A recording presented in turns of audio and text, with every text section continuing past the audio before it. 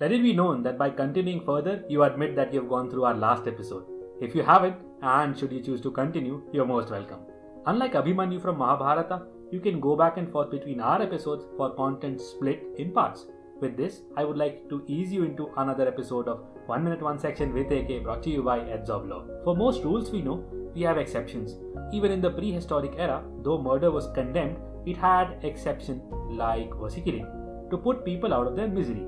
Scores of years after that, the exceptions stood codified and are presently reflected in the IPC at section 300 as well. So culpable homicide is not murder if, number 1, the offender lost his control on account of being gravely and suddenly provoked and caused death of the person who so provoked him, or of another by mistake or accident. Do remember that this provocation shouldn't have been invited by the offender or given under law or as a matter of private defense. I am sure Rustam, the Akshay Kumar flick, is something you would be able to quickly recall. Think about it. Also, while you're at it, think about the last time someone provoked you, tested your patience. How did you react? Did you react immediately? In fact, did you react or let your evil side take control, planned and executed a revenge? Now, culpable homicide is not murder also if the offender acted in private defense of property or person. You exceed the power given to you by law and caused death, but your actions weren't premeditated and you had no intention of doing any harm than was necessary. We are miserably aware about the recent incident of the father of a molestation victim being shot by the accused. Let us start a timer from when, as per the narration, these assailants started walking towards the victim with their rifles, stepped on their property, shot her father and left. Turn the timer off. You see, during the whole incident, were you able to guess when the victims had the opportunity to react? If they had a gun and could shoot back, would they be protected if they shot at their backs when they were leaving? Think about it objectively. Think and read again. Now, the third exception envisages an act by a public servant or someone aiding a public servant for the advancement of public justice.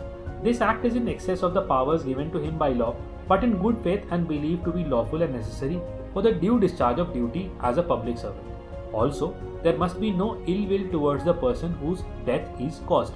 So, you have these parameters laid down before you.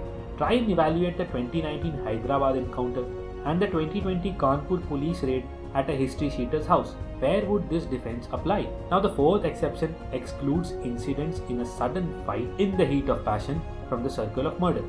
Note that there must be no premeditation or the offender taking undue advantage or acting in a cruel or unusual manner. Now, you may wonder how this is different from the first exception. Well, it is, inasmuch as it takes into account a fight, that is, provocation from both ends, friction from both ends, which has generated heat. This heat did not cool down and the tussle led to a death. So it is covering what is being missed by the first exception. Why don't you Google Jaspal Singh and Gurjeet Singh, a tussle between whom costed 3 deaths in the same family. Read the accounts and examine them from this viewpoint. The last and fifth would be when the person whose death is caused, being above the age of 18 years, suffers death or takes the risk of death with his own consent. What would be most relevant is that the person died with full knowledge of the facts. He was determined to suffer death or take the risk of death. This determination should have continued up to and existed at the moment of his death. Moreover, this consent must have been given unconditionally and without any pre-reservation. Without dilly-dallying, let me ask if you've read your consent forms before going rafting, scuba diving or bungee jumping. I'm sure you've got my flow. Remember Vipin Sahu, the 2019 internet sensation? Maro mujhe maro. This brings us to where I will be signing out and would be requesting you to drop in your feedback and queries. See you in another episode.